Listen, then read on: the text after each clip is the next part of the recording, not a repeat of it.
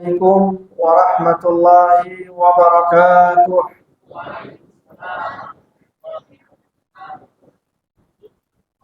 Bismillahirrahmanirrahim. Alhamdulillahi rabbil alamin. Nahmaduhu wa nusalli wa nusallimu ala rasulihil karim wa ala alihi wa sahbihi ajma'in, amma ba'du. Alhamdulillah, jamaah Masjid At-Taqwa yang sama-sama dirahmati Allah Subhanahu wa taala. Kita bersyukur kepada Allah karena sampai pada malam hari ini, malam yang ke-6 di bulan suci Ramadan, Allah Subhanahu wa taala masih senantiasa memberikan kepada kita kekuatan, kesehatan, keafiatan hingga kita bisa menyempurnakan amal ibadah kita. Mudah-mudahan semuanya, puasa kita, salat kita, amal ibadah kita diterima oleh Allah Subhanahu wa taala. Amin ya rabbal alamin. Jamaah yang sama-sama dirahmati Allah Subhanahu wa taala, bulan Ramadan adalah bulan yang memiliki keistimewaan, kemuliaan dibandingkan dengan bulan-bulan yang lain. Sehingga bulan Ramadan menjadi bulan yang ditunggu-tunggu oleh setiap umat Islam. Umat Islam yang menginginkan kemuliaan di akhirat, keberuntungan di akhirat. Bulan Ramadan menjadi bulan yang dinanti-nanti oleh umat Islam. Kenapa? Karena di bulan Ramadanlah umat Islam bisa mendapatkan keuntungan yang sebanyak-banyaknya di akhirat kelak. Karena dalam satu hadis Nabi Shallallahu Alaihi Wasallam beliau mengatakan, "Man adda fihi bi khaslatin minal khair, kana kaman adda fariidatan fi ma siwah. Wa man adda fariidatan fi kana kaman adda sab'ina fariidatan fi ma siwah." Barang siapa yang mengerjakan satu amal sunnah di bulan Ramadan, maka pahalanya seperti dia mengerjakan satu amal fardu. Jadi kita mengerjakan amal sunnah, satu amal sunnah, itu pahalanya ya, di bulan Ramadan, itu pahalanya sama seperti mengerjakan amal fardu. Amal fardu dengan amal sunnah itu pahalanya berbeda. Tentu lebih tinggi yang fardu. Ada orang sholat sunnah 1000 rakaat dengan sholat fardu 2 rakaat subuh itu, maka pahalanya lebih besar yang fardu walaupun cuma 2 rakaat. Kenapa? Karena dia fardu. Nah, kita mengamalkan satu amal sunnah di bulan Ramadan, pahalanya dilipat gandakan oleh Allah, dihitung sama seperti pahala amal fardu. Kemudian kalau kita mengerjakan satu amal fardu di bulan Ramadan, maka pahalanya dilipat gandakan oleh Allah, dihitung sama seperti kita mengerjakan 70 kali amal fardu tersebut. Ini luar biasa ya. Makanya kata para ulama, bulan Rajab itu bulan menanam, Sya'ban itu bulan Saqi, bulan menyiram, Syahrul Saqi, kemudian Ramadan Syahrul Hasad, bulan panen. Karena memang benar-benar di Ramadan itu orang panen pahala, panen keberuntungan, kemuliaan di akhirat. Maka sungguh rugi orang yang menyia-nyiakan Ramadannya. Dari tahun ke tahun begitu-begitu terus, tidak pernah ada peningkatan. Ada yang tidak puasa, ada yang puasa tapi ya kadang-kadang bolong-bolong.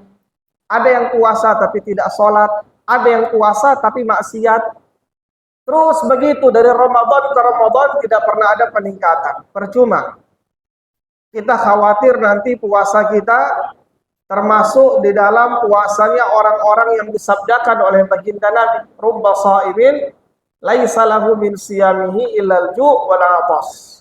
Banyak orang puasa tapi tidak dapat apa-apa kecuali lapar dan haus. Begitu pula kita khawatir kita termasuk di dalam doa yang didoakan oleh malaikat Jibril dan diaminkan oleh baginda Nabi. Apa yang didoakan oleh malaikat Jibril? Man adraka Ramadan falam yughfar lah ab'adahullah. Barang siapa mendapati bulan Ramadan tapi dosa-dosanya tidak diampuni, maka semoga Allah menjauhkannya dari rahmatnya, dari ampunan. Maka doa ini diaminkan oleh baginda Nabi. Jadi kita khawatir puasa kita termasuk puasa yang tergolong dalam orang-orang yang semacam itu. Maka dalam melaksanakan ibadah puasa yang kita cari adalah kesempurnaannya. Kita puasa, sholat 5 waktu kita jaga. Kita puasa, lisan kita tidak maksiat. Kita puasa, mata kita tidak maksiat. Kita puasa, anggota tubuh kita tidak maksiat. Kita puasa, amal-amal sunnah juga kita sempurnakan. Ini baru yang namanya orang mencari kesempurnaan. Tidak cuma sekedar menggugurkan kewajiban. Karena orang beramal itu, ada orang beramal memang yang dicari kesempurnaan. Ada orang beramal, ya cuma sekedar menggugurkan kewajiban. Nanti kalau saya tidak puasa, tidak enak juga kalau ketahuan orang. Ini yang penting juga sepuasa, gugur kewajiban, ya sudah. Mau puasa sambil maksiat, tidak sholat, masa bodoh. Tapi kalau orang itu puasa benar-benar mencari kesempurnaan, maka puasanya akan menjadi tameng daripada perbuatan-perbuatan dosa ataupun maksiat. Dihadapkan kepada perbuatan maksiat, dia kuat untuk menahan dirinya. Kenapa? Dia tidak mau merusak puasanya. Sehingga di akhirat, puasa yang semacam ini akan menjadi tameng bagi orang tersebut daripada api neraka. Sebagaimana sabda Nabi, as-saumu junnatun yastajinnu bihal abdu minan nar. Puasa adalah perisai, tameng, yang digunakan oleh seorang hamba untuk melindungi dirinya daripada api neraka. Maka dari itu jamaah yang dirahmati Allah Subhanahu wa taala, Rasulullah menyarankan kepada kita, fa'aktsiru fihi min arba' khisal. Perbanyaklah di bulan Ramadan itu daripada 4 hal, kata baginda Nabi. Ithnani turduna bihima rabbakum wa ithnani la yughni bikum anhuma. 2 hal yang membuat Allah ridha pada kalian, 2 halnya lagi kalian pasti butuh kepada 2 hal itu. Jadi ada 4 hal kata baginda Nabi. Yang 2 halnya akan membuat Allah ridha pada kita. Yang 2 halnya lagi kita pasti butuh dengan 2 itu. Adapun 2 hal yang membuat Allah ridha pada kita, kata Nabi, la ilaha illallah wa tastaghfirunah. Engkau membaca la ilaha illallah dan beristighfar kepada Allah. Adapun 2 hal yang kita pasti butuh kepada 2 hal itu adalah engkau minta kepada Allah surga dan mohon perlindungan daripada api neraka. Makanya kita kalau Ramadan kan biasa sebelum buka puasa juga habis sholat tarawih witir itu kan membaca la ilaha illallah astaghfirullah nas'alukal jannata wa na'udzubika minan nar. Itu dari hadis tadi itu. Jadi Rasulullah menyarankan kepada kita untuk memperbanyak doa itu. Juga di dalam hadis yang lain, Nabi memerintahkan kepada kita untuk memperbanyak doa, Allahumma innaka afuun tuhibbul afwa fa'fu anna. Ya Allah, sesungguhnya Engkau adalah zat yang maha pemaaf. Engkau menyukai sifat pemaaf, maka maafkanlah kami. Nah, ini doa yang kita perbanyak di bulan Ramadan. Maka dari itu Bapak Ibu yang dirahmati Allah Subhanahu wa taala, supaya Ramadan kita, puasa kita benar-benar sempurna, maka tidak cuma sekedar kita menahan lapar dan haus dari subuh sampai maghrib, tapi kita juga menahan anggota tubuh kita dari perbuatan-perbuatan maksiat. Karena sejatinya orang puasa itu untuk apa? Untuk melatih dirinya supaya tidak mengikuti hawa nafsu. Supaya dia hidup itu mengikuti perintah Allah, bukan mengikuti hawa nafsu. Itu latihan yang kita jalani ketika puasa. Contohnya, siang hari, makanan, minuman ada. Tidak ada orang yang melihat. Dalam keadaan seperti itu, kita dihadapkan kepada 2 hal. Yang pertama, mau ikut hawa nafsu. Yang kedua, mau ikut perintah Allah. Tapi orang yang benar-benar mengedepankan perintah Allah, mampu menahan hawa nafsunya, dia akan mengatakan, saya tetap tidak akan membatalkan puasa saya. Saya tidak berani makan dan minum karena belum diperintahkan oleh Allah. Saya akan makan dan minum kalau sudah diperintahkan oleh Allah.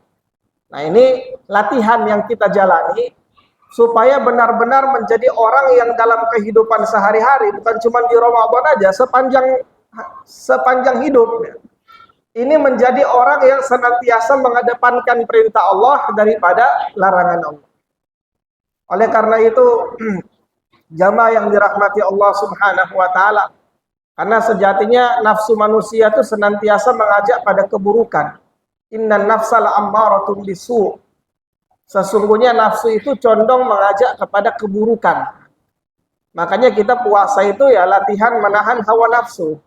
Supaya di luar Ramadan itu sudah terlatih, ketika dihadapkan dengan perbuatan-perbuatan buruk, hawa nafsu mulai mengajak pada maksiat, maka kita mampu menahan itu.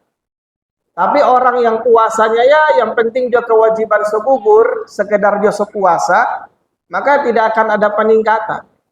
Nanti di luar Ramadan ya datang hawa nafsunya, maka dia lebih mengedepankan hawa nafsunya daripada perintah Allah. Berapa banyak orang yang meninggalkan kewajibannya kepada Allah hanya karena urusan hawa nafsunya, urusan duniawi dan sebagainya. Maka dari itu jamaah yang dirahmati Allah, ini momen kita melatih diri kita supaya benar-benar menjadi orang yang senantiasa menomorsatukan perintah Allah daripada hawa nafsu kita. Ketika dihadapkan perintah Allah dan perbuatan maksiat yang diajak oleh hawa nafsu kita, maka kita lebih mengedepankan perintah Allah. Karena Ramadan setan sudah diikat. Tapi kok kenapa ada orang maksiat? Ya hawa nafsunya. Hawa nafsu itu kata Imam Al-Busiri dalam qasidah burdahnya, wan nafsu katifli in tuhmilhu syabba ala hubbir radha wa in taftimhu yanfatimi. Nafsu itu seperti anak kecil, bayi yang mau disapih. Jadi sudah mau diberhentikan dari ASI. Kalau begitu diberhentikan, dia akan menangis, ya, menangis, meronta, merengek. Ya. Kalau begitu dia menangis, nggak jadi disapih, tetap disusui lagi. Maka sampai berapa tahun pun nggak akan bisa lepas. Tapi kalau dia menangis, tetap kita paksakan, mau menangis kek, merengek kek, tetap disapih, tetap dilepaskan, tidak akan dikasih ASI lagi. Sudah, waktunya lepas. Maka lama-lama ya akan terbiasa, terasa mudah sudah, tidak lagi merengek, tidak lagi menangis. Hawa nafsu juga begitu. Begitu kita mau melawan hawa nafsu dari kemaksiatan, keburukan, rasanya awal-awalnya berat. Tapi kalau sudah terbiasa, ya lama-lama ringan. Sama seperti orang yang baru mau belajar puasa itu. Anak-anak yang baru mau belajar puasa atau remaja yang mulai sudah wajib puasa. Emang rasanya awal-awalnya berat. Tapi lama-lama kan kalau sudah semakin besar, sudah orang tua, puasa itu sudah tidak terasa, sudah terasa ringan. Subuh sampai maghrib itu rasanya sudah cepat, ya, tidak lama. Nah, itulah pendidikan atau latihan yang kita jalani di bulan Ramadan. Kemudian yang kedua, tidak mengharap apa-apa kecuali pahala dari Allah. Orang yang puasa Ramadannya, sholat malamnya sempurna dalam keadaan dua syarat itu ada, maka kata Nabi, ghufira lahu ma taqaddama min dzambi. Diampuni dosa-dosanya yang telah lalu. Nah, ini luar biasa, banyak sekali keutamaan Ramadan akan diceritakan satu persatu. Intinya ini bulan yang benar-benar kalau disia-siakan ruginya itu luar biasa. Ya, memang tidak tampak di dunia ruginya, tampaknya di akhirat.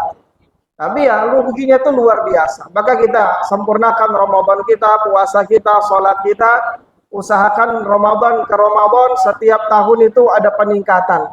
Jangan sampai kita biarkan Ramadan berlalu begitu saja, Ramadan demi Ramadan tanpa ada peningkatan sedikit pun. Mungkin ini kurang lebihnya apa yang bisa saya sampaikan. Kurang lebihnya mohon maaf. Assalamualaikum warahmatullahi wabarakatuh.